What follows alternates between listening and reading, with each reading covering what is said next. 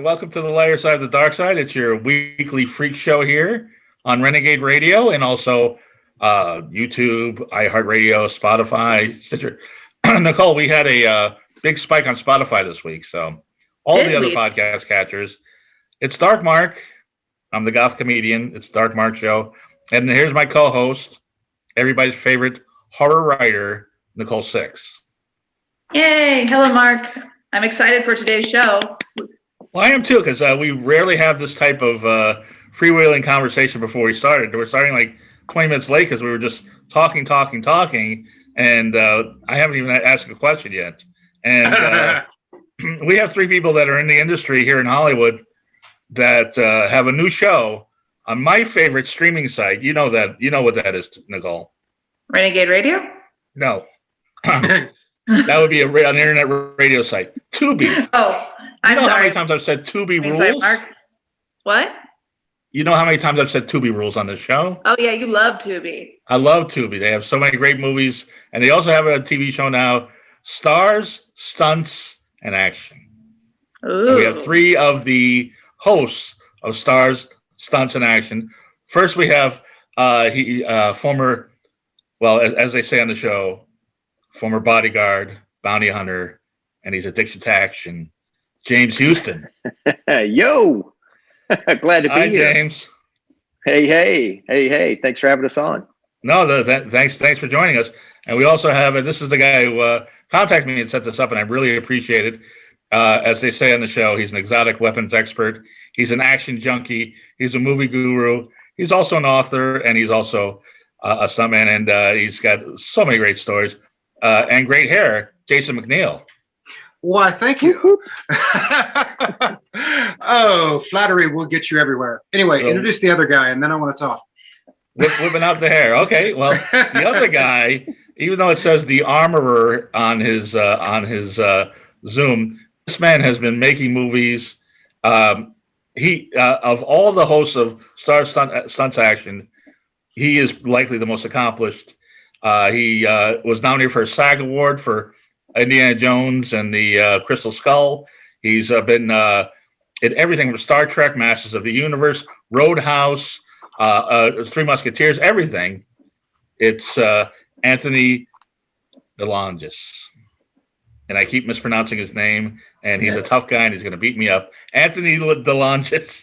There you go. Anthony. Hi. You're very quiet all of a sudden. I'll interrupt in just a moment. So okay. Don't get used to it. So we better do our sponsors real quick, and we've got some great sponsors. Audible. Go to audibletrial.com/DMS. You can get any book, and they have all sorts of books on stunts, action movies, and one of your guests, Danny Trejo, his autobiography is on Audible. You can get that or any book, and you have access to hundreds of Audible originals for free. Just go to audibletrial.com/DMS, and you get a 30-day trial. You can cancel the next day, but you keep the book. You keep the Audible originals that you downloaded. It's a great deal. It's free. Take advantage of it, people. And you can get all sorts of action books. Speaking of action, I just listened to the book by Rob Halford, the lead singer of Judas Priest, and there's all sorts of action.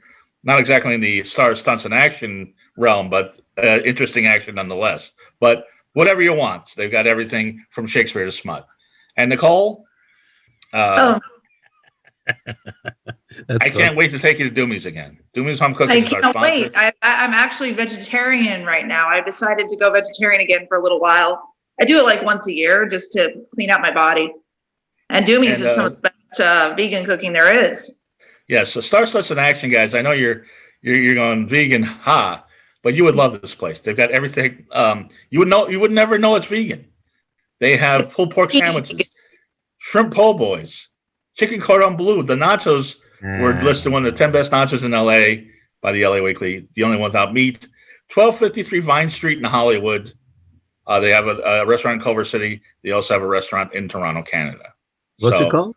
It's called Doomy's Home Cooking. DOOMIES. Doomy's Home Check Cooking. It out. For sure. Oh, it's great. It's great. Trust me. You get the Big Mac off the secret menu.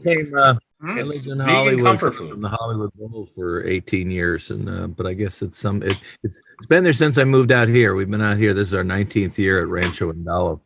We're top of the mountain, 2 hills over from Vasquez Rocks, which is where Kirk battled the Gorn, and when I played Maj Kulla on Star Trek Voyager, I, stole Voyager and marooned the crew there, and I've shot there a lot of times over the years. It's also Planet Vulcan for the people in your audience who like that sort of thing. So your I ranch actually was used did a on Star shoot there Trek. myself. Go ahead, Well, sorry. not Nicole. once. What? Oh, I was just gonna say I did a shoot there myself. I was a Vulcan. Back then I had the bangs and I looked just like a Vulcan when they cut my hair to here. Cool. Well, I don't think your makeup as long as I was. Did you ever see Star Trek Voyager? Yeah. And my character was Maj Kulla, and our favorite episode was the Seska, who had deserted the crew and hooked up with me. She would go, "Yes, Maj." But Which, by the way, Anthony makes us say that all the time. I'll bet. At, Yes, Maj. well, He has his ways to do that. What you usually say to me is, "Oh my!" Yeah. It's towards the cave. Well, I guess we better start. By the way, our other sponsor is Ray's Energy Drink. I'm going to get one right now because I need this to keep up with you guys. Oh, I was 3.5 hours into makeup and an hour out. So that was. I'm going to ask what that is in just a second. But Ray's Energy Drink, Latte. 0 carbs, 0 calories, 0 crash. Look in the description in the show on Podcast Catchers or YouTube, and you get 15% off a case. I just got a case of Baja Lime. Tastes like Baja Blast at Taco Bell. Oh, no sugar. No sugar. If you No want calories, to endorse this no stuff, crack. you got to send us some. Yeah, We'll put it on sure, camera. I would love to. Product placement. Now, Anthony, what is it like to be in a makeup room, makeup chair for 3 hours? Long kind of. Ask Jason. Jason, you were in a makeup chair for 3 hours for the show, or? No. Well, I don't know if professional drag counts as what we're talking about. No, I'm just kidding. Oh, come on, you don't take nearly that long for that. But so, yeah, Anthony, tell him about. Wasn't Maj Kulla some sort of sponge head thing? Well, I think I saw it when I was in Vegas. They had it in a display case. It was definitely a high-profile vehicle. I had asked them because, I said, "Is this when the character first appeared, I said, "Is this organic or is this tribal?" Because they started introducing a couple of other characters whose hair was slightly differently. Being the leader, though, I had the biggest hair. And I used to have to, as I would walk up, on the bridge of Voyager, I'd have to subtly bend my knees so that I could actually get through the door when it went, goosh. That Star Trek sound. So that was kind of funny. And then when we were out at Vasquez Rocks, the wind was blowing, and it was kind of like, ooh, I felt like a little bit like Harold Lloyd, in the hurricane. I'd have to lean into it because it had some wind resistance. Wow. On top of everything, you gotta balance your head. We've known each other a long time. I knew James when he had hair. Well, if you watch the show, Stars-Stunts-Action, Jason used to, his hair, he was, his nickname was Fabio, although he was much handsomer. But, before a take, he would do the whole thing that, Nicole could do so much better. But anyway, with the spray, and we had to keep him away from open flames, basically. James, when did you have long hair? Me? I've never had long hair. Okay, you're talking about Jason then. Yeah, he's talking about Jason, yeah. Oh, Jason, because that's a running joke on the Stars-Stunts-Action. Has your hair grown back out again? Jason, has your hair grown back out again? Yeah, he's got the long hair. Yes. That's how long it's been since I've seen you. Well, it's It's like you for the show to come back Yeah. on. You got the show hair. oh Sorry, we yeah, haven't seen it's each other in a while. yes, it's totally intentional. It's not just because I've been too lazy to get it cut. What with quarantine and all. Actually, the last time I had it cut was I was in. All right, Mark, I'm curious. Have you We'll talk seen Danzig's movie Veronica? I've heard of it. I have not seen it yet. I'm in it in one scene, and the last time that I had my hair cut, they actually. Danzig wanted you to do what? Oh, well, the one thing that he was obsessed with was he would wanted it to look just like the comic book page. He was adapting that from one of his comic books. And the guy that I was playing had comic book colored yellow hair. So they took me into the thing and bleached it some god awful something and cut it a certain way. And that was the last time I had it cut. But yes, it was a very exciting platinum blonde, and I've just let it go since then. Like I said, during quarantine, we were all doing weird facial hair things and letting it go. So here I am. Well, Jason, you as I say on the show, you get a little flack from the guys for being kind of a pretty boy and a flirt and everything else. And but what these guys know and what other people don't is that you are a legitimate martial artist. Matter of fact, you've written for Black Belt magazine for quite some time. Is that right? Yeah. In fact, I was talking to the editor of Black Belt. We were emailing back and forth this morning. But it's the way that we started doing this show. Actually, it's funny that you mentioned this. Damn it! I had this whole thing I wanted to ask you about your last episode, but we'll come back to that. The way that this show came about was this is the on-camera version of what I was doing as a magazine and newspaper features writer.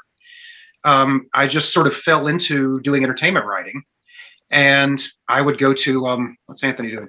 And I'd be backstage at a rock concert, or I'd be at a movie theater. I'd be at a movie shoot or whatever we were doing, and I don't do well just sitting and watching. I wanted to participate.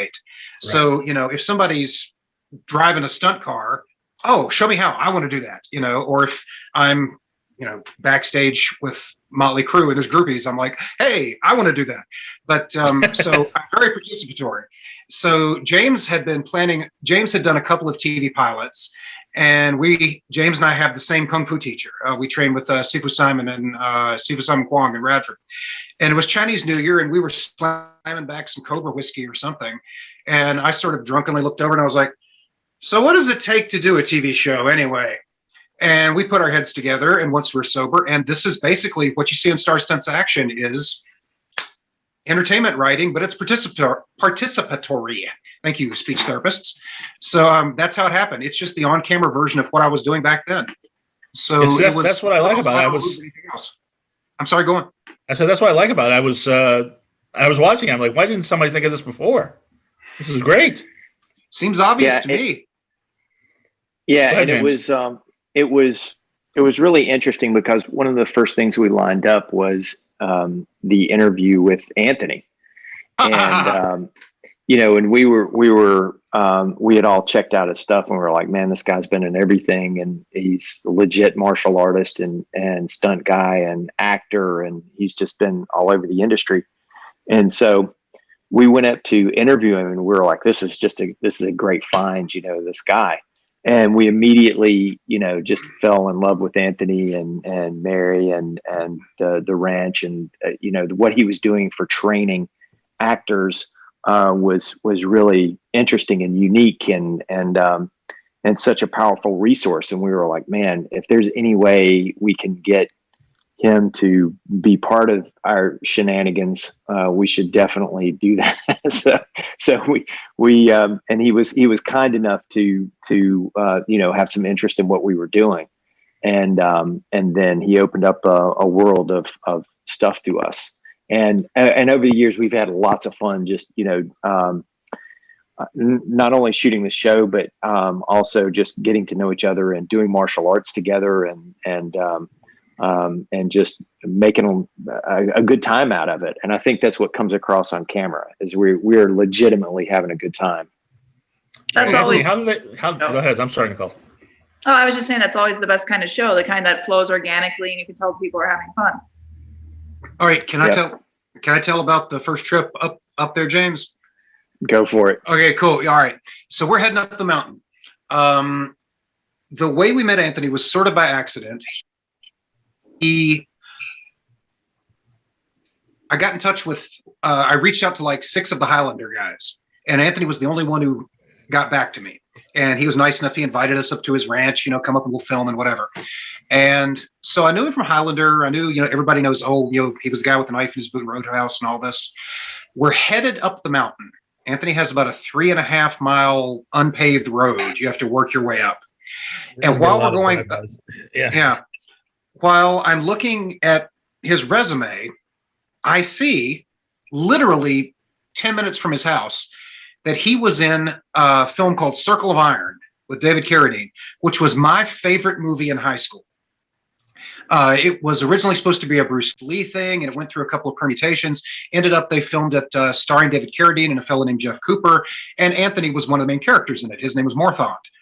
And so we're heading up the mountain, and I'm like, oh my God, he was in Circle of Iron. And the producer and I were driving, and they're like, what are you talking about? I said, Monkeys, the first trial.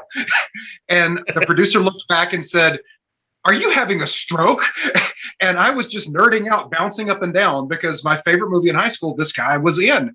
And so we get up there and we set up the camera and everything, and we start asking interview questions. And I ask him 1 or 2 Highlander questions. And I immediately, with no warning, segue into, I'm asking him all these very specific questions about a film that he did in, what was it, 1980, Anthony?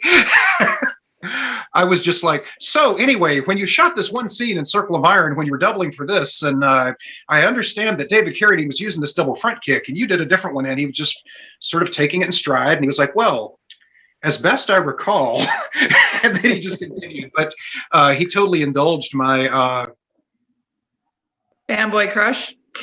Cinemax nerding out. Yeah, fanboy crush. There you go. Taste, didn't it? Very good. And it was like when somebody knows more about what you did than you when you did it. Well, not really, but yeah, it was my first feature. I got to travel to Israel, so it was exotic. It was on location. I was traveling. I was a lowly brown belt at the time, and I was traveling with every martial artist I had ever heard of. Was on that plane. And we got there. It was the first time I'd worked with David. I worked with David there, and then I met Joe Louis, who was world heavyweight karate champion and a student of Bruce Lee's, and an incredible martial artist and a really nice guy.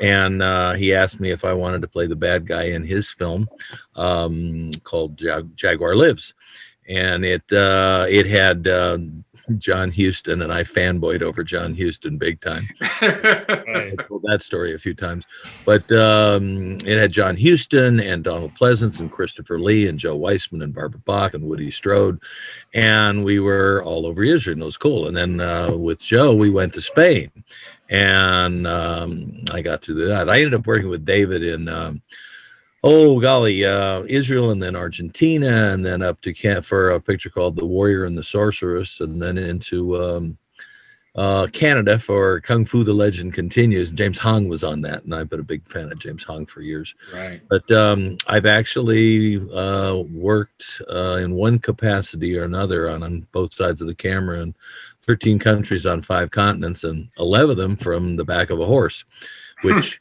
was a big time dream of mine, as a kid. And then I wanted to take my weapons skills up onto horseback. I didn't really get to do it until I started in my late 30s. And then 31 years later, I've been on horseback in 11 countries on 5 continents. So dreams can come true. Sometimes they just take a while. Right. Really cool. Like, that is really cool. And where do you see this ranch, Nicole? But any good David Carradine stories? I met him once, and he was a nice guy. Here you go. Oh, Okay, my gosh, I wanted here to we excite go. Jason, so I knew that would do Here it. we Go go. ahead. No, here we go. You know where I'm going with this. I Okay. love working with David, and we got on really well. David was one of the smartest guys I'd ever run across. If he wanted to talk to you, if he didn't, you may as well, talk to a bush or a brick wall, because he'd just ignore you. And no one could ignore you quite like David.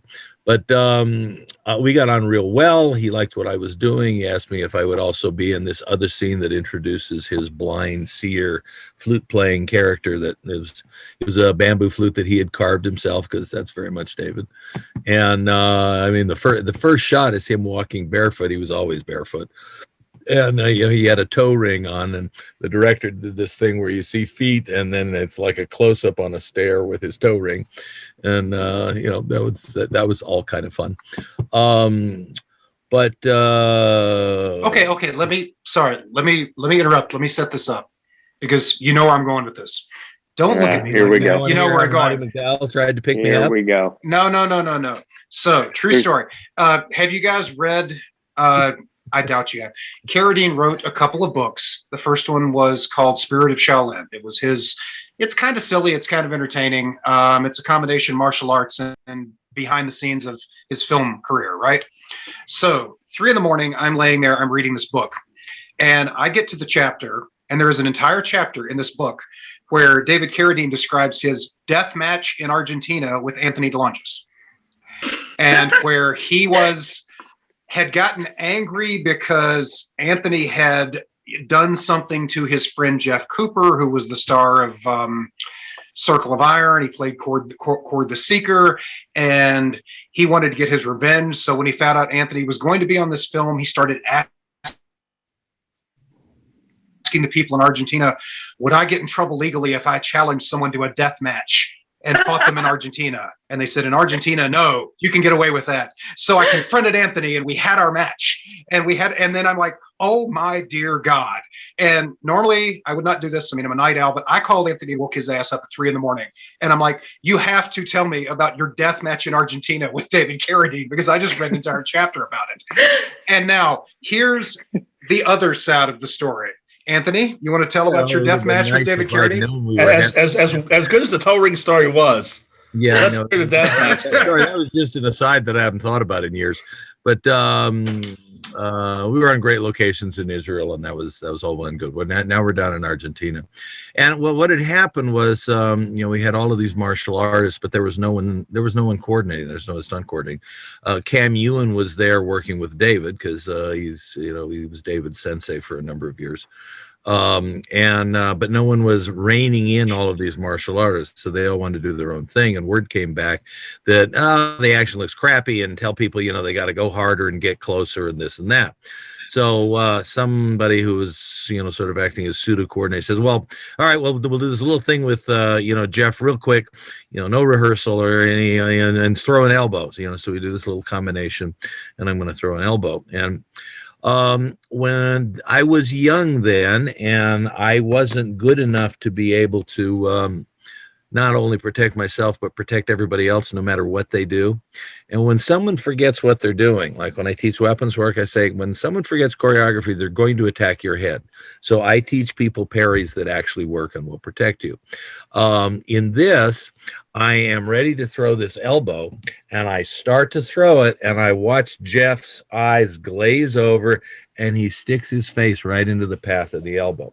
I pull it as best I can. I barely brushed him. It felt like a hair touching my elbow, but he hit the deck and went down, and it cut the inside of his mouth. And it was an accident, and I felt terrible about it, and I kind of went, I'm going to have to train harder so that and I learned a lesson. I've never hurt anybody since, and I don't let anybody hurt me either. That's part of working in the business.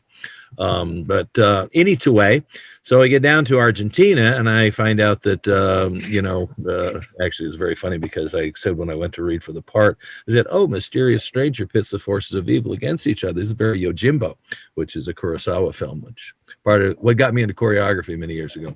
And the director goes, "I don't know what you're talking about," and I'm going, oh, this should be a red flag. But, so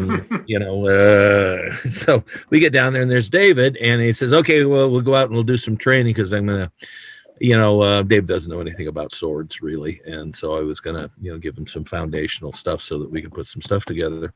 And David's having his wardrobe fitting. Well, David, being David, has gone commando. So he's standing there in his Captain Morgan pose, while the poor old, older lady who is, the wardrobe lady in Argentina is like, trying not to go blind.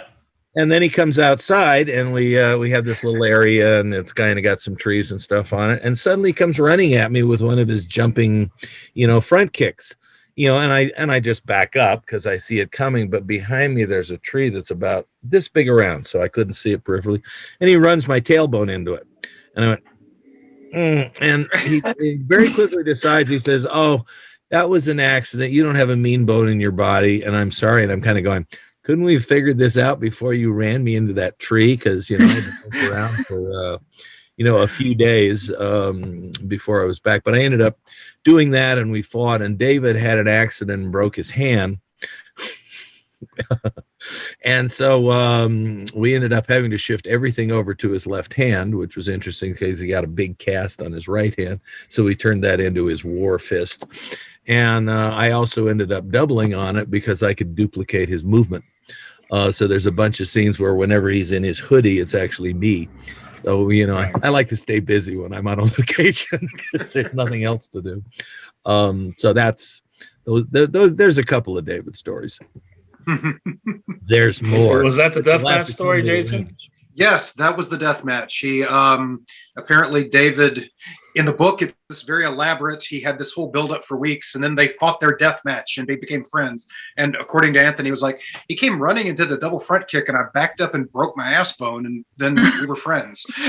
So it's interesting. Just like a John Ford movie. You have to have a fight, like in the St. Patty's Day is coming up, so we'll watch The Quiet Man again and Waking Ned Devine, and that's. Irish beverages. It would be marvelous, but I do appreciate Anthony working in male nudity into that one. But Jason, I have to ask because okay, the visuals. Well, it's important to paint a picture. It is. I just remember the poor lady. Well, when I was talking to David when we first met, he got to like me and he got to telling me stories, and one of them was about he got invited to join the it's the Edwin Booth. It's a kind of a private club for actors only in New York, and it was founded by Edwin Booth, and it was his apartment, and I guess certain select. I got to visit once. I got invited by after the fact, but he said he's telling me, and he's painting the picture being David. He's in his big buffalo skin coat, and he's got his dog Bear with him, who is an enormous dog, and hence the name. And he comes into this very private club. And I guess Bear got a little excited, and Bear crapped on the floor, and somebody started getting all, we can't have dogs in here and this and that. And David, being David, reaches down and scoops it up with his hand and kicks open the door to the bathroom and then throws it into this urinal right next to a guy who's, there to pee, and apparently the guy went, "That's what we need here, more young blood." And I kind of went, that story really sums up David. He came to see me when I was doing Rashomon at the old Globe in San Diego, and that was we were talking about trying to do Royal Hunt of the Sun, and he was going to play Atahualpa, which he'd played on Broadway, but alas, we never got to do that one together. Right. And you have one award. Jason, I was going to say, bringing it back to the show, and this is related, because you guys interviewed. Among all the stars that you interviewed, including Martin Kove from Cobra Kai, Michael Madsen, Danny Trejo, Bai Ling, you interviewed the last show. You interviewed Gene Lebell, Judo Gene Lebell, and Nicole, and some of the people that don't know. He's been a stunt guy in movies since The Green Hornet. He was sparring with Bruce Lee. He trained with Bruce Lee till he was training Ronda Rousey for the UFC. That's as long as he goes. He's been in the industry so long. And I was waiting for you to ask him about, where I'm going, Jason, because he choked you out. Okay. Well, yes. Why don't you set it up, and then I'll. Well, first I want to say, watch the show because everyone knows what we're talking about right now. Yes, I will say this. I had heard the rumor too. Okay, the rumor is, and I can neither confirm nor deny, that Steven Seagal was acting. Yeah, and that's the thing, which leads me to, I would normally just blow it off, but the fact that Gene is a gentleman and will neither confirm nor deny. He never talks about it. Nicole, Steven Seagal. We're all talking around this. Apparently was a little too rough on the stuntman and was hitting him for real. And this is in his career. And Gene Lebell, who's been doing stunts in movies forever, apparently told him to knock it off or confront him about it. And then Steven Seagal's like, "I've heard about you. There's no way you can choke me out." Okay. And the story is, and Gene Lebell doesn't actually. He never said that. He never says this, but other people have said it. That he choked him out, And, as sometimes happens when you get choked out, Steven Seagal shit his pants. Oh my goodness. Now, Well, Jason, you did not shit your pants when Gene Lebell choked you out. I did not. Like I said, I cannot. Everyone's heard that story. I can neither confirm nor deny the Seagal thing. However, I had heard it too. So, well, actually, there's two parts to this. When I volunteered for that, they needed someone to choke him out, and I'm like, all right, sure, I'll volunteer.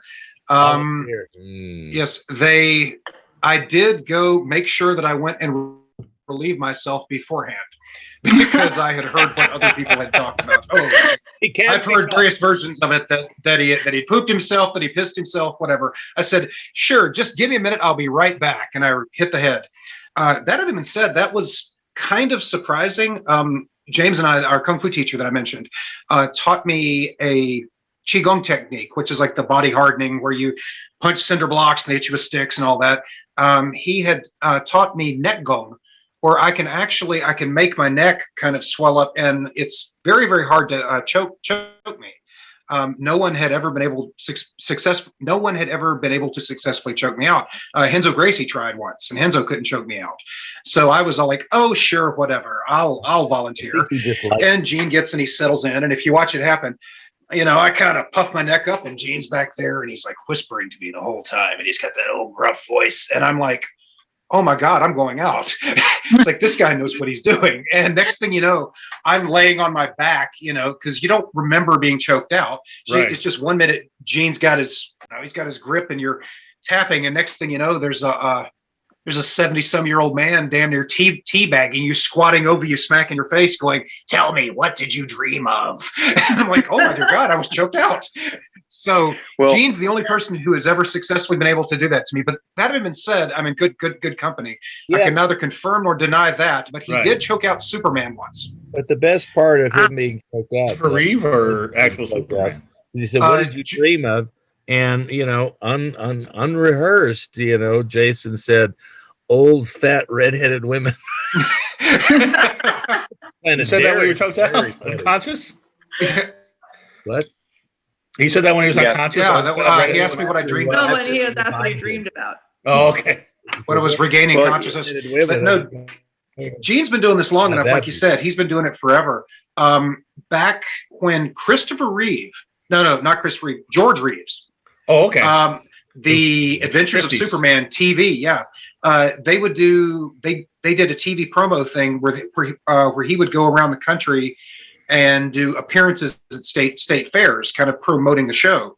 And Gene went with him. Gene was the villain, Mr. Kryptonite, and they had a whole thing worked out. And it was an actual show that they would do. Gene was a pro wrestler as well as a judo guy back in the day, and he was also training George while they were going. And one day George got him in some kind of lock, and he was like, "What do you do now? What would you do now? What'd you do if I did this?" And cranked him a little too hard. He didn't like it. So Gene spun him around and choked him out. And George Superman Reeves wakes up and he's like, "You know what? I totally deserve that. I apologize." And I'm sitting there going, "Oh my God, he choked out Superman." He's an amazing guy. I mean, he was doing stunts in Superman in the 50s and training Ronda Rousey's in the 2010s. It's amazing. Here's a quick story for you. It's from his book, The Toughest Man Alive. You know who Jim Brown was, right? Oh yeah, Jim Brown, the running back. Well, I always look whenever I see the Dirty Dozen, and he does the grenade run at the end, and I just look at him and going, "Can you imagine being the guy between him and the goal line?" And a huge guy. Well, on this, the coordinator, brought Gene in and he introduced him to Jim Brown. And he said, this is Gene Lebell, and you guys are going to wrestle around a little bit, and throw a couple punches. And then he's going to pick you up over his head and he's going to throw you into this wall and you'll land on the couch. And Jim Brown kind of goes, "Oh." And so they wrestle around and this and that, and the last thing Jim Brown's going to do is let himself get picked up. Well, he got picked up and bounced off the wall and he landed on the couch, and he's there looking up at Gene, who'd come over to help him up, and he kind of goes, "I don't know who you are, but I'm glad you're on my side." That's Gene Lebell. Anthony, I was going to ask you, besides David Carradine, have there been other times where actors, I mean, obviously accidents happen, but intentionally did not pull their punch and tried to take a real swing at you? And I would love it if you name names. You don't have to, but what happened? Not as a rule, no. Most people aren't mean-spirited. When accidents happen, most people aren't just. They're not as good as they think they are. Right. So after that, accident that happened on my first movie, I started, I kept up with my training, and I just developed this mantra of, I don't hurt anybody else, and I don't let anybody hurt me. So I'm always watching. And like when I did a fight with Josh Brolin in the Gangster Squad. Right. And the coordinator came up to me and he said, Josh likes to work close. And I go, how close? And he threw this punch, and it was like it just kind of grazed my chin. And I went, oh, okay, thanks. And so whenever I take a reaction, I'll take a reaction and I will stagger a couple of steps. I'll buy myself, 8 to 10 inches more distance so I can see stuff coming. And of course, with all the stuff we do, you learn to recognize angle of attack and this and that. And you have options of, okay, he's forgotten the choreography and now it's every man for himself. But, protect yourself at all times is a good thing. So and I did all that. But the only problem was we were fighting in a hallway in a jail. And he had me back against the wall, and I watch him line up, and I'm going, shit, boom, boom, but I roll with it. And then after the thing, he goes, I got you, didn't I? And, yeah, where? And I go, it's okay. Yeah. Oh, I was just going to say, David had told me another one of the stories he said on Kung Fu, I used to do that stuff with the spears and the arrows, and I'd brush them aside. Well, I'd let him hit me because they were rubber tipped and they brushed aside. Oh, well, that's a cool secret and a neat story. Thanks. He said, yeah, they told me to hit the stunt guys. I said, the stunt guys like it. And that's one of my pet peeves in the business. It's like, no, stunt guys don't really like it. I like contact, to give you a reaction. But when you are, okay, I refer to it as verbal dialogue and physical dialogue. Either way, you're telling a story. And it takes two people to tell a really good story. Like, for example, with a simple punch, there's the moment before, there's the action, there's the reaction, there's the moment after. Those are 4 storytelling opportunities. Most people blow through them. Okay. But if you actually hit somebody, now you're not telling your half of the story. You're just trying to survive. And when people do get hit by accident, it never looks right. It always, it just looks weird because you've lost the rhythm of the fight. So I find it both dangerous and insulting to work with people who have that attitude. So right. I won't do it. And that's one of the cool things on the show is it shows you the difference between what would happen in reality and what would happen on film, and things that look good on film that wouldn't necessarily look good. There was Eric Lee actually looked like he kicked the shit out of James, and James came up behind him. Eric Lee is a terrific martial artist, and James comes up from behind. He does this like horizontal kick like this, like boom. And then James pretends like he's getting hit and gets knocked down. Then after they do the whole fight, he's like, if someone came up behind me, that's the last thing I would do. It doesn't make sense. And then he shows what he would do. I thought that was great. And also the guy who did the stunts for Wolverine showed how to move to the camera. It's a very interesting show. And Anthony, you showed up in the Western movies. I didn't know this, but it makes sense now because you threw tomahawks. And in the old Western movies, I guess the guys had a block of wood in their back. Oh, yeah, that's in How the West Was Won. You can actually see they used to do it old school. Right. That's scary. Now, I trained to actually be able to do that. I can take a target out of your hand as we pass at full gallop on horseback with a whip. It's on my reel, which makes shooting it easy. But yeah, that does require a certain dedication, and I mean, all 3 of us, have spent years developing skills that allow us to tell a more interesting story, a more dynamic story, and to just make make a better product for the audience. But the fact that you are good at something doesn't necessarily mean you can translate that to film. Right. Quick story, when I was doing Fearless with Jet Li, they Mike Leader, the guy who was responsible for helping cast me there, to draw me. They kept looking for a guy who could do swords and whips. Unfortunately, my name came up, but it was a wonderful time. I had a great time with with Jet and with Yan Wu Ping. But they told me the story how they had a guy who was, this champion boxer, and he 5 belts and this and that, right? And his first day on the set, his first scene, he punched Jet Li in the face and broke his nose, which shut down filming for 3 days. And then Jet came back, and the first thing the guy did was punch him in the face again. That's not storytelling. And of course, he was fired. I would hope so. Yeah. But so one of the fun things with that, I really had to bring my A game working with Jet. There was no rehearsal. They were 5 days behind, so I met them when I walked on set, and they started throwing stuff together, the team. I like to evolve choreography. They've worked together so many years, they read each other's minds. And they as soon as Jet and Yan Wu Ping were happy, Jet and I would get up, we'd walk it once or twice, then we'd shoot it at speed. I think we shot 3 takes. Everything else was 2 or less. Wow. And then we'd move on and do it all over again. Neither one of us knew the choreography, but between the two of us, we had more than 70 years of martial arts experience. So I would move, he'd adjust. He improvised, I'd adjust. So it's the most organic I've ever done on film, and it was really cool. No, I gotta watch. And I was old, and I could hang with Jet Li, so I was happy.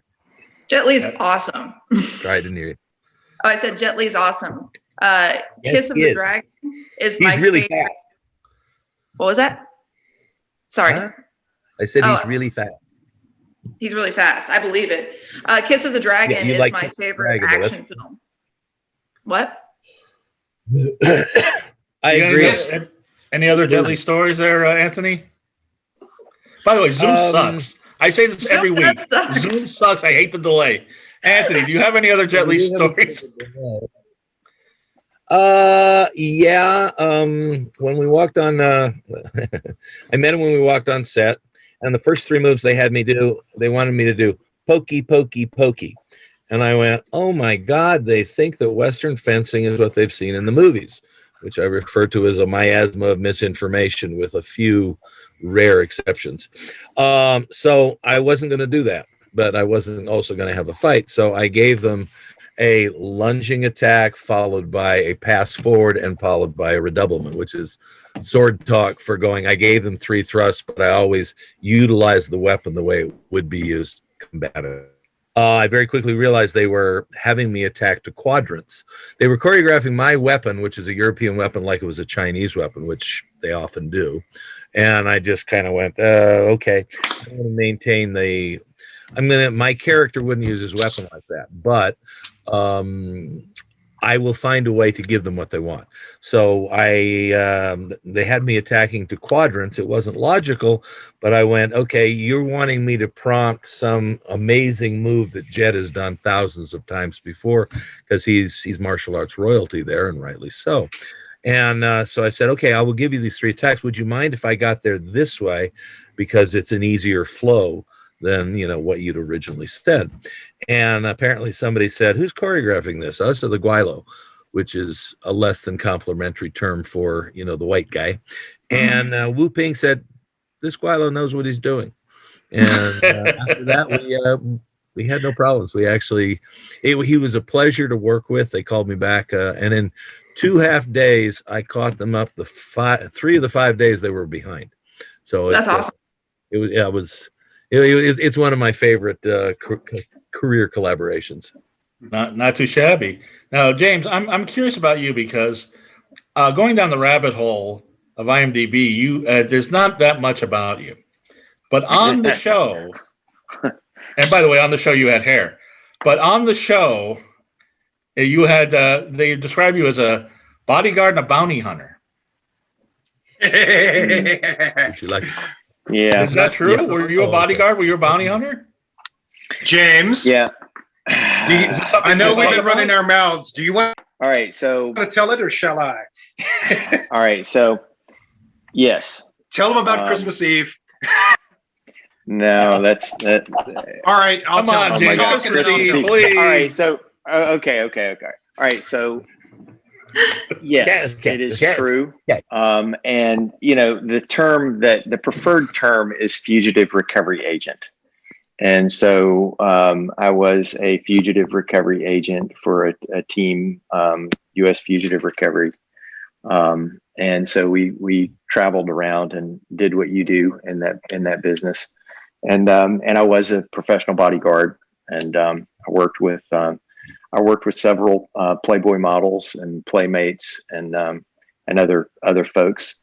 And it was a pretty interesting time, and I started out. If you're going to guard a body, you might as well guard a Playboy model body. Yeah, it's a tough job, but somebody's got to do it, right?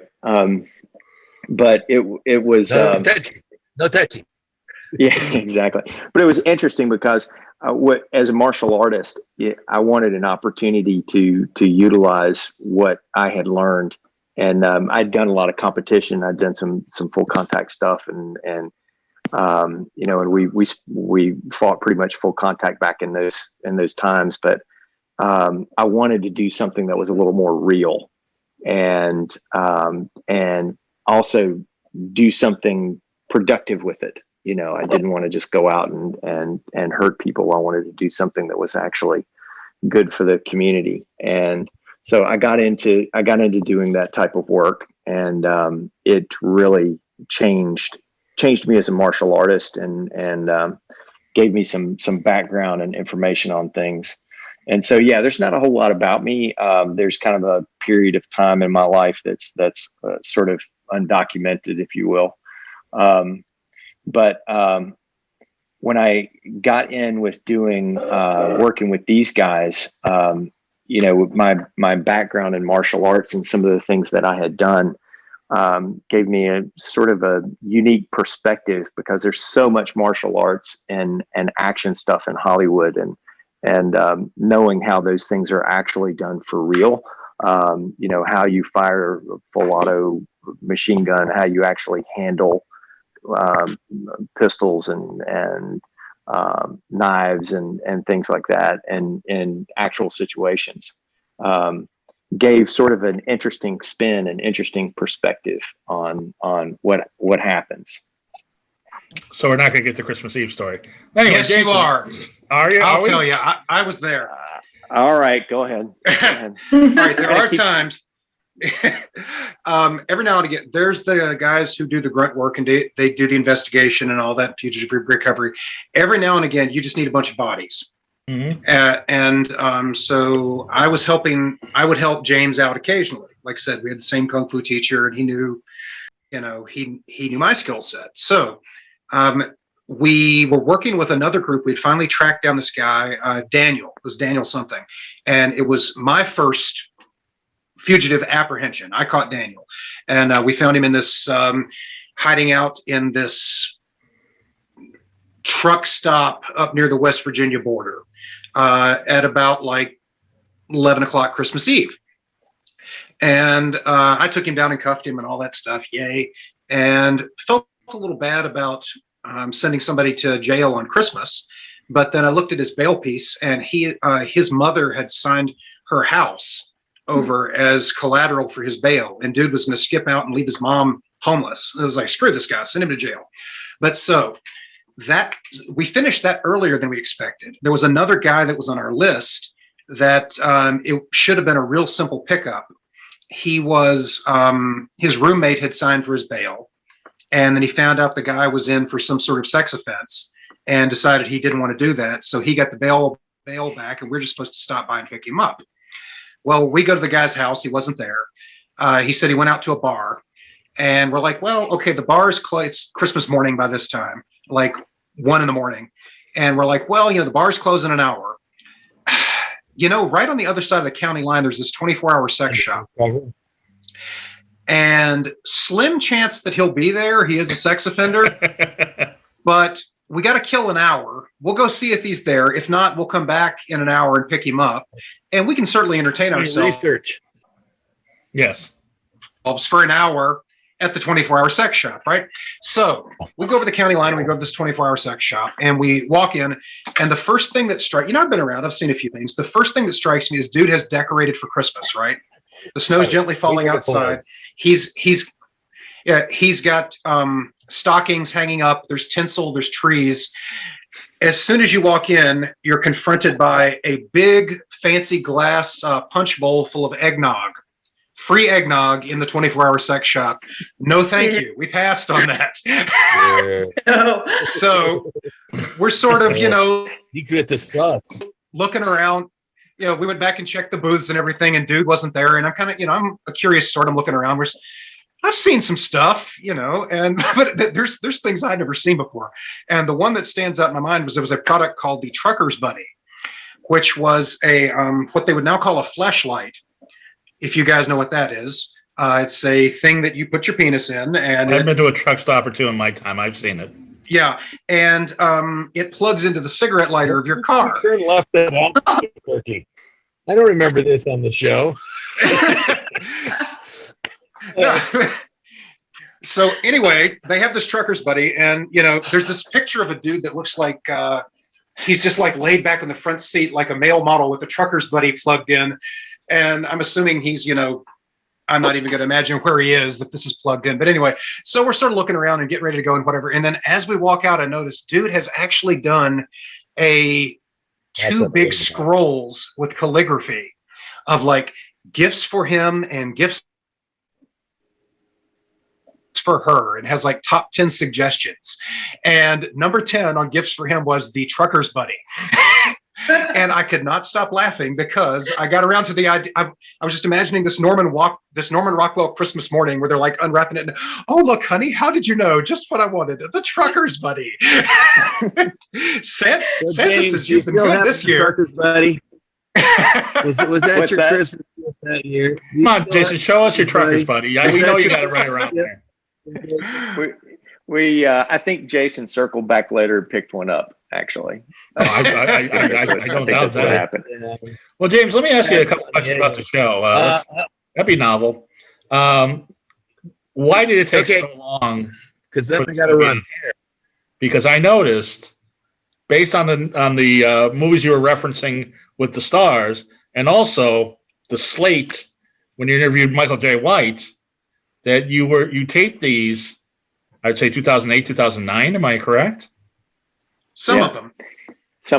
Yeah. And see, the funny thing about it was when we started into this, the format that we were using, there was a couple things that happened. One of which is the format that we were using. It's a really modern format. We were a little ahead of our time in the way that we shot it. Because if you're looking at the cinematography and basically our run and gun style and that sort of thing, it looks really, like something you'd see now. And so we were a little ahead. And so when we were shopping it, people were looking at it and they were like, oh, well, this is cool. But, they weren't quite getting it. And, but the other thing is that, after the recession, there was a big drought in the TV industry.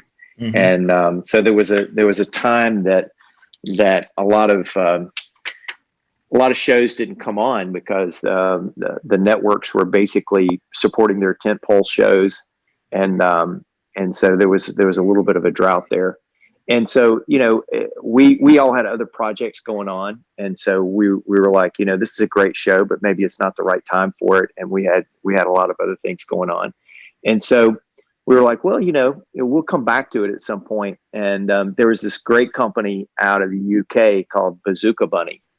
And Bazooka Bunny is an amazing British company that does lots of interesting things. And Jason did a project with them, and he showed them the show. And he's like, hey, check this out. Something I did a little while back. And they saw it, and they were like, what in the world, man? This show's great. This show needs to be out. People need to see this. And so we were like, well, if you guys, want to work with us on the project, and get the show out, that'd be great. And they did. They went in and they re-edited everything, and they packaged it and helped get it out and helped place it with Tubi. And so really we have Bazooka Bunny to thank for that. And so now we're looking at shooting season 2 of that. And so, yeah, it's been a little while back. Right. But we've been planning for this for a while. So we've got stuff that's just going to blow people's minds for season 2, and a lot of really, really cool stuff because we've had a while to think about it. But I don't mean to say that it looks dated, because it doesn't. The editing is very modern. Yeah. It's just when you watch it, you're like, wait a second, just sort of the references. And then when I had to freeze frame the slate at the Michael J. White, and I was like, oh, okay, I see it. But it was just you and Jason were the hosts. How did Michelle Lee come on? And then we're going to talk to Anthony, and that'll take about 20 minutes. But and it'll be great stories. But how did Michelle Lee? And Michelle Lee, Nicole, is a very accomplished stunt woman. She's the other co-host. Unfortunately, she's not here. I would love to talk to her. She's been various Pirates of the Caribbean movies, Suicide Squad. She's been great. She's a great swordswoman. She's terrific, and she outdoes the men on a lot of these stunts. Yeah, and she is fantastic. And we met her. It was early on, and she was very interested in the project, and we actually brought her on as not only a host but also a producer on the show. She helped us to arrange for talent for the show, and helped us line up. She actually lined up Michael J. White for his interview, and Holland Diaz and several other people, and she was a great resource for us and super fun. I mean, Michelle's great. Everybody loves her, and she's beautiful and talented, and she is an amazing martial artist. She's legit. She's a legit martial artist, and fantastic person. And so when we did the same thing, we interviewed her, and then it was like, hey, is this something that you'd be interested in participating in? And she was kind enough to say, yeah, this sounds like a lot of fun. And we had a lot of fun shooting. I mean, we had a great time shooting. And so that's how she got involved. And then she's been in so many big things. I mean, she was in Venom, and she was in Black Widow recently. Right. And coming out, she's busy all the time now. And so, but Michelle is very close to us, very dear to us, and she's been amazing to work with. Well, her enthusiasm on the show is palpable. Yeah, you can see. Yeah, you can see how giddy she is doing these stunts. Oh yeah, and she legit beat us at the driving. She legit beat us, and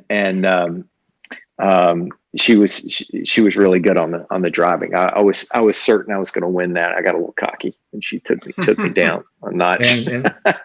And she got to interview Bai Ling in a sauna, but that was a weird deal. We had a location. We had a location set up for that. And we go to shoot, and we lost our location, right? And so we legit were looking for a location, and we worked out the spa that was willing to let us come in and shoot there. And it's this beautiful place. So Bai Ling comes in, and she's just like, she's wearing a jacket, like an oversized jacket, and that's it. It's like a man's double-breasted jacket.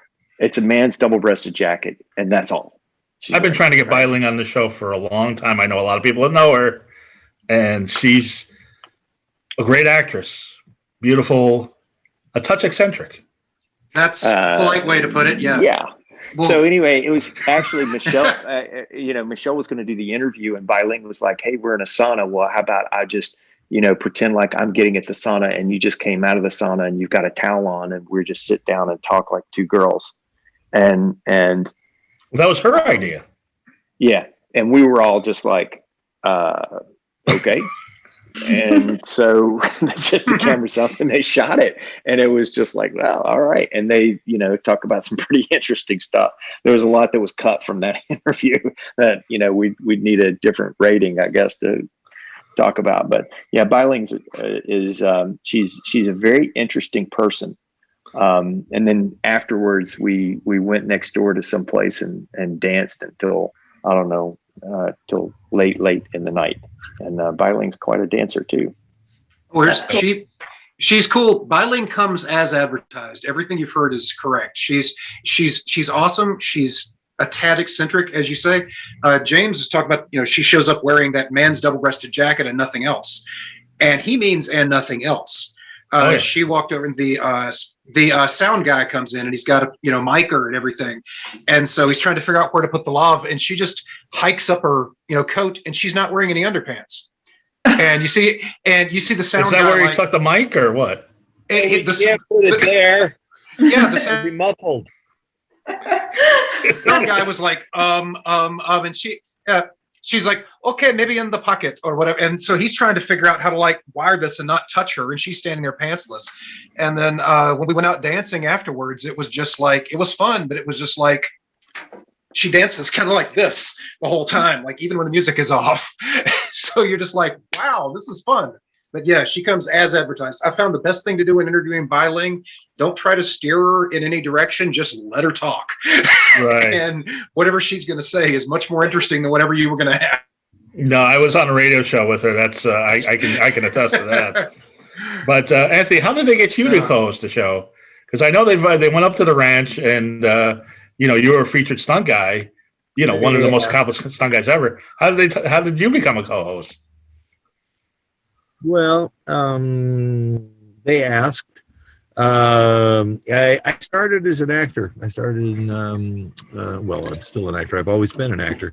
I started in Shakespeare at the Old Globe Theater in San Diego. I've played Iago twice. There's not a lot of stunt guys who can say that. And I think it's why, when I am wearing that particular hat, my choreography is that much more effective, because I believe action has to drive story and articulate character, and it is another layer of credibility to whatever role it is that you're playing. When did you start collecting weapons, Jason? My father actually gave me my first sword. His father picked it up in Japan in World War II.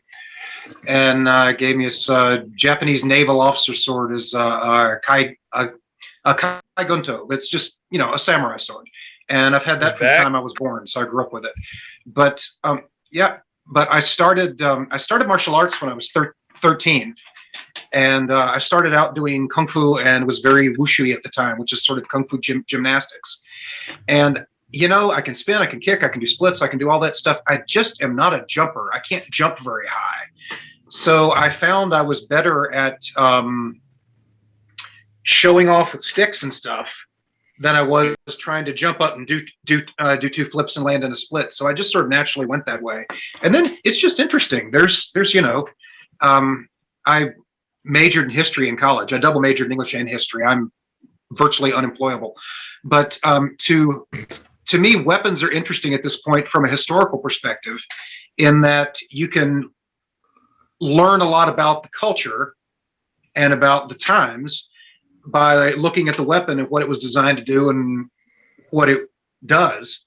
Right. And I'll go off on a weird sidebar here, and Anthony's much more qualified to talk about this than me. But I always thought if I ever pursued a master's degree, I've had a few ideas of things to do, but I thought if I ever pursued a master's degree just for my own edification, I would do the fact that Japanese sword technique and German longsword is probably 85% identical, even though they developed separately thousands of miles apart, because there's only so many ways you can swing a pointy piece of steel.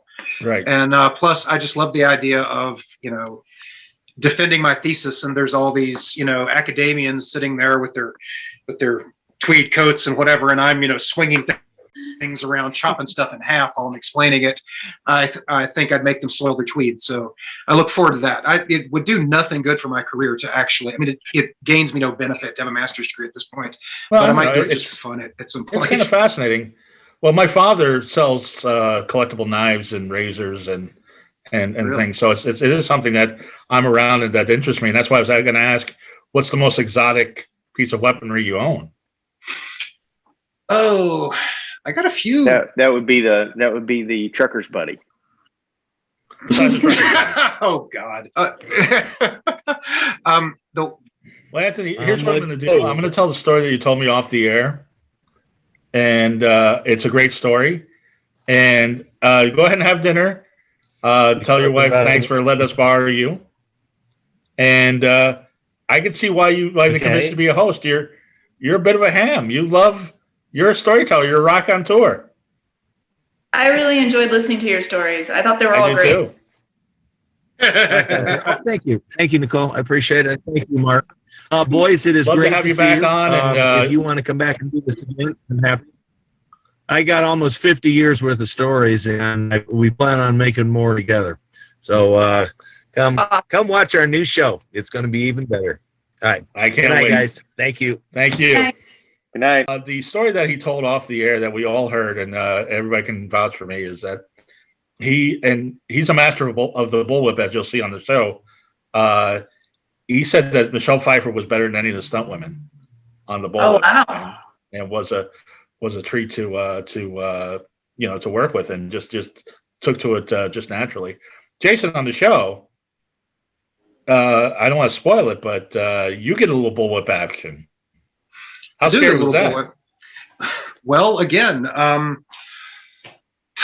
perhaps bravely, perhaps foolishly, I like to volunteer for things. And Anthony my favorite was when he asked me to hold the wine glass out, and he cracked and wrapped my wrist, and then he cracked and he broke the wine glass, and then drank the wine out of it. Was all very elegant, and plus with whips. So I don't know, somehow that was classier than just guzzling Merlot on the mountaintop. He was drinking out of a broken glass, and you were drinking out of a bottle. He was I don't mind. Savage. Yes, but just like I said, I trust Anthony. I don't think it made it to the final edit, but one of the things that we did was I introed a segment when he was throwing tomahawks, and I was just standing there, and they boom, boom, boom next to me. And then he walks up and he says, "What a trusting soul you are." And I was like, well, you said you knew how to do this. But again, I've been doing martial arts for years, so you get kind of used to some weird stuff. What were you going to say, James?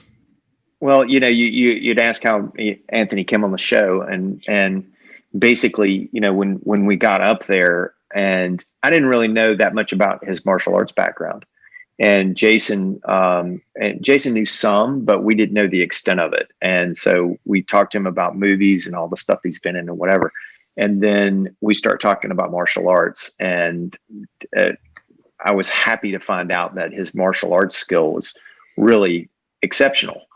And so we were able to do stuff on camera. There's this one segment with the bullwhip where he's utilizing it like a dozen different weapons, and he's tying me up with it. He's throwing me with it. He's, using it like nunchucks. He's, doing all this crazy stuff that nobody's really ever done with the bullwhip before. And, we actually spent quite a lot of time working on weapons training up there at Rancho Andalo.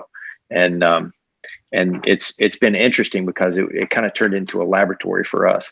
And then Anthony actually introduced me to Cold Steel. You mentioned, knives and things. And so Anthony and I started working together with Cold Steel, and we did a lot of the knife and sword testing and cutting for their videos for years. And actually more people know me from that than just about anything else. I found one guy in Portugal actually recognized me from the Cold Steel videos of us testing their weapons. And so it was a treat for us to be able to get in with somebody that had sort of the width of knowledge, both practical and entertainment knowledge that Anthony had. And so we snatched him up and got him on the show because of that. I don't blame you. Now, Jason, we were talking about go ahead. You were going to say. I was going to say, with Anthony, everything else aside, I mean, you can talk about his skill, you can talk about his experience, you can talk about his bullwhip, but we just hit it off is the most important thing. I mean, James and I both have martial arts background. Anthony's a martial arts guy. Michelle's a martial artist, but we just clicked with Anthony. Like when we rolled up there, it was a real kindred spirit, and we became friends fairly quickly. And at some point, it just seemed obvious we have to have him on the show. We just really vibed. Everyone, let me see. Most people we film, it usually takes about 2 hours to shoot something. We were up at Anthony's the first time that we met him. We shot for 8 hours, I think. And we just kept talking and vibing, and he'd show us this and he'd show us that, and let's get the horse out and then let's do the whip. I don't know if he was just bored or what, but we just clicked instantly. And I remember 8 hours specifically because I had only casually been introduced to his wife, Dr. Mary DeLongis, and she was, while we were doing all this, fixing their bathroom. And I was there 8 hours guzzling energy drinks. And I didn't know him well enough at that point to ask if it was okay to pee in the yard. And his wife was in the bathroom the whole time. Yes. So I just held it for 8 hours until we were heading down the hill. And I was like, pull over. And as soon as we got around the corner, I jumped out and was like, fire hose action. But yes, now since then, we've become great friends, and I can just pee in the yard. So that's awesome. That's fine.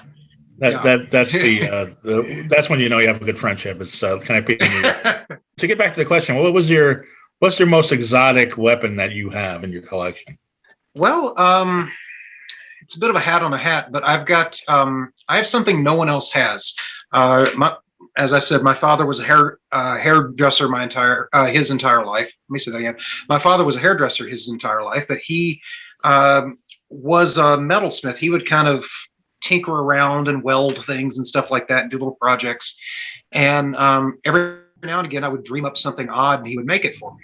Well, I had a 3-sectional staff, which is basically triple nunchucks with 3 pieces. And I got this idea of putting spear tips on them. And he actually made a fleur-de-lis spear tip. So it's a 3-piece staff with 2 razor-sharp spearheads that have 3 spearheads on it. And usually when I perform, I think I'm the only person in the world that does this. When I perform for Chinese New Year or something, I'll come out, again, guzzling an energy drink. Let's keep talking sponsors. And I'll slice that open to show the audience that it's sharp. And then I'll spend, 2-3 minutes twirling the thing all around my body and hopefully not slicing myself to ribbons. So I've got a few other, odds and ends, but to my knowledge, I'm the only person that does spear tip 3-sectional staff in the world. And if there's someone else that does it, I'd like to meet him because I'd like to compare technique. That's great. Now, since your father was a barber, did he collect razors too, or no? No, not really. No, my dad does, and he's not. So anyway, but get back to the show. One of the things, Nicole, that you'll see on the show is they have and I didn't write down his name, the motorcycle guy, Monty Perlin. Yeah. Say that name again. I'm sorry. Monty Perlin. He's one of the best in the business. Yeah. Monty Perlin. Now. And the stunts that you guys did with Monty Perlin, the globe especially. Well, of course. Why would you not? There's a big metal globe, and he can drive the motorcycle up the side and all this with Jason standing in the middle. Yeah, well, how are you going to not do that? The guy brings out, he has this big elaborate cage. It's like a 12-foot cage. A globe, but you get inside it. And yeah, and he rides the bike so fast that he can actually do loops upside down and spin around, and you just volunteer to stand in the middle. So, like, how could you not? If somebody says, I'm a motorcycle expert and I want you to stand in the middle of the globe of death while I ride a motorcycle around you, are you going to go, no thanks. I'll just stand over here. Of course you do that. And how hard was your heart pumping at the end of that? Oh, front row at a concert. And James, didn't he run you over or hit you with a bike? Nice. Yeah, he wanted to do a stunt that he had never done before on film. And he asked if I could take a fall from being hit from the front wheel. So basically he would do like a wheelie and come up and hit me with the front wheel. And then I would take a fall, actually being struck by the wheel and flip. And And I was like, yeah, let's do it. And so we rehearsed it once and then shot it, and it turned out great on camera. And then he ran over me with the motorcycle, which was fun. That's awesome. But yeah, but he is a real perfectionist with what he does. And, there's not a whole lot of people that I would trust to do something like that, but his skill on a motorcycle is amazing. The stuff that he can do, just wheelies forever and just, all kinds of amazing stuff. That segment is really cool. There's a lot of it's great stuff in that. Because initially it looks like he really hit you. Yeah. Right. Well, I mean, he did actually, touch, and, just his timing and my timing were just right. And so, yeah, it's a convincing stunt. Yeah. This is the type of stuff you'll see on the show. Go ahead, Jason. Well, that's one thing that you mentioned earlier about, Anthony talked about protecting your opponent and, letting Anthony take things out of my hand with the whip and letting Monty do this. I found when you get around stunt people that are real pros, guys that have been doing it for years, top tier, they would never, ever ask you to do something unless they were confident that it's within their skill set. They're not going to be out there just half-assing and hoping it works. These guys are pros. Right. So you feel, it's always a little nerve-wracking, but if you're working with pros, you don't have to worry. They're not going to do anything that's going to hurt you. You hope. Case in point, when James made a homemade Wolverine claws, and you had the guy who taught Hugh Jackman how to fight in Wolverine, he comes in with the claws. The guy's like, we don't use those. We use like plastic. We use aluminum. Well, that worked out better than it should have. I actually went to all the trouble. It was maybe Halloween was a few weeks before or something. I went down and bought costume Wolverine claws for James to do that with. And then we get over to wherever we're going to film. And I was like, oh, darn, I left him in the luggage. I'm like, you jackass, what are we going to do? And next thing he's like, oh, okay, wait a minute. I have an idea. And next thing you know, I'm inside, like kind of vamping, doing the interview. I have no idea. James is out there like crafting Wolverine claws. He comes in. I'm like, how do you even know how to do that? Like, dude, why is that a thing? I can make a weapon out of anything, man. Wolverine claws, no problem. No problem. But yeah, that was literally, he just like ran around the corner to the hardware store and he comes back and he's got Wolverine claws. I'm like, dude, that's insane. Yeah, that was a fun segment. That was a lot of fun. Wolverine's one of my favorites, and so getting to work with those guys was really cool. And they built out the segment that we do in that piece is actual choreography from the film. And so we're doing the actual. It looked great on camera. Yeah. And so we're doing the choreography. Jason's Sabretooth with his hair flying everywhere, and I'm doing the Hugh Jackman part. And so it was a tremendous amount of fun doing that. And again, the claws, because we had to improvise, they were actually sharp, and so but Jason and I worked so much together that he knew that. Even if it was a little dicey, that I was going to watch out for him. Yeah, Jason kind of looked like Sabretooth from Josie and the Pussycats, but that's a whole other. That's a whole other. Stop him before he I'm insulting. Stop him before he sub references again.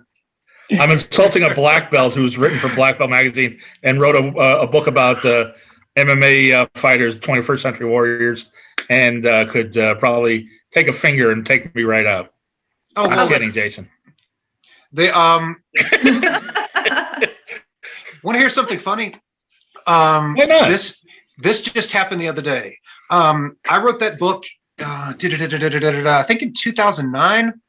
Right. Black Belt magazine calls me up and they said they're always fun. I get these odd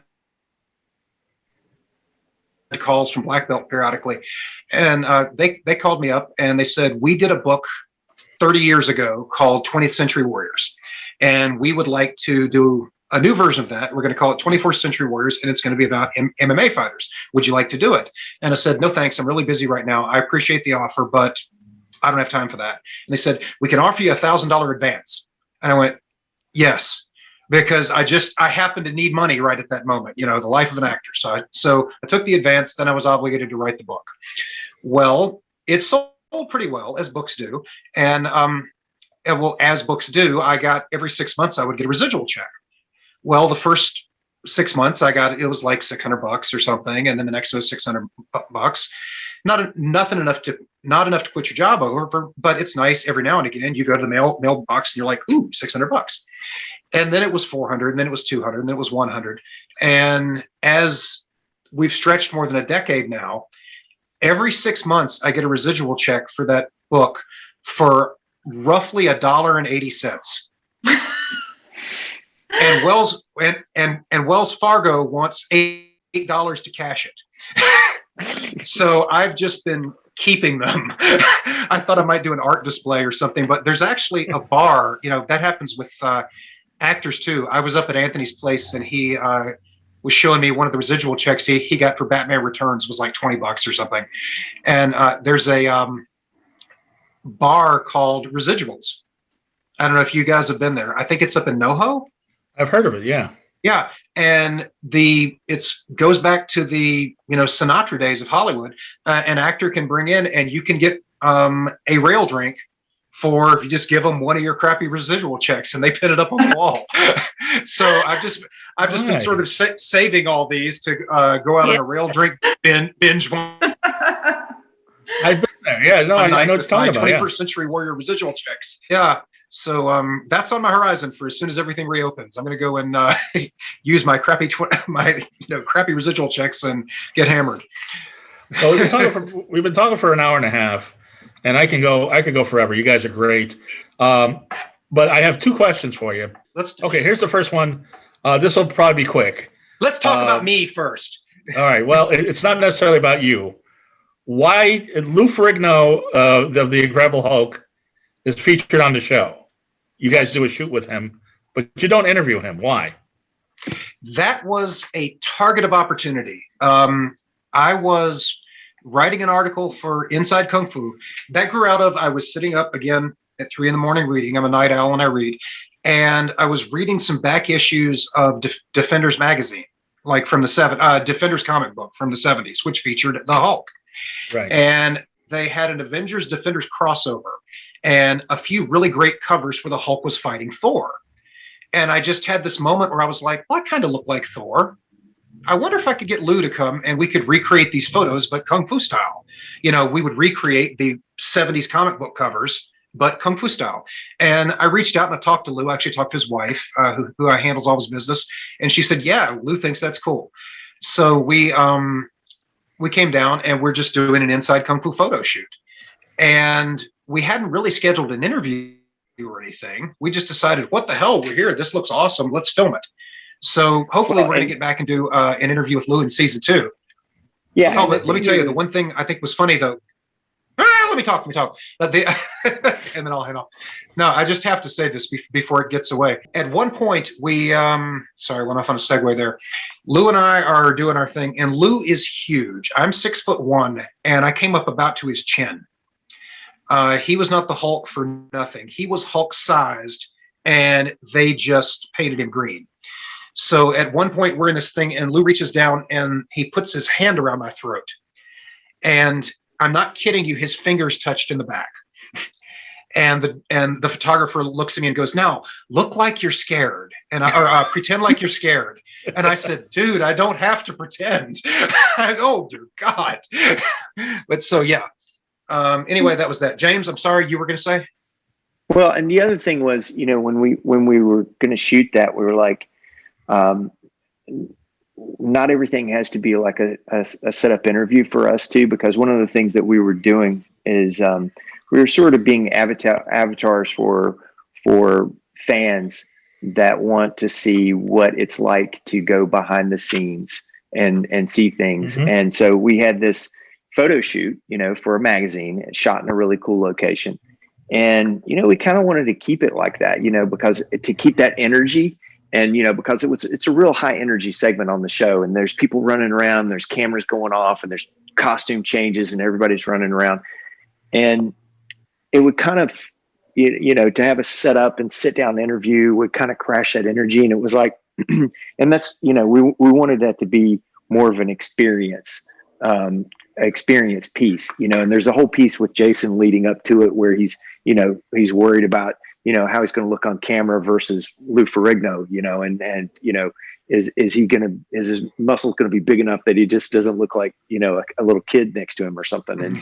And so there was a lot of like stuff that really happens in photo shoots. And so we kind of didn't want to break that up too much. If somebody were to want to become a stuntman, and I'm sure people here are listening, more people are listening that want to become stuntmen than have read Alan Quartermain novels. But if anybody wanted to become a stuntman, how would you get into it? What would your advice be if somebody wanted to get into it? James, you want to field this first, or shall I? Yeah, that's a really good question. It's hard to come into it without some skill set, and that skill set could be gymnastics, it could be dancing, it could be martial arts, it could be circus stunts, sideshow stuff. But you really should probably try and come into it with some skill set. And it's good to have a specialty. It's really good to be, known for something. Like Anthony is known for the bullwhip. He's known to be a sword master. It's really good to have that sort of in your pocket. Now, although Anthony can do anything in the world, he is arguably the world's best guy with a bullwhip, and he's arguably one of the best swordsmen in the world.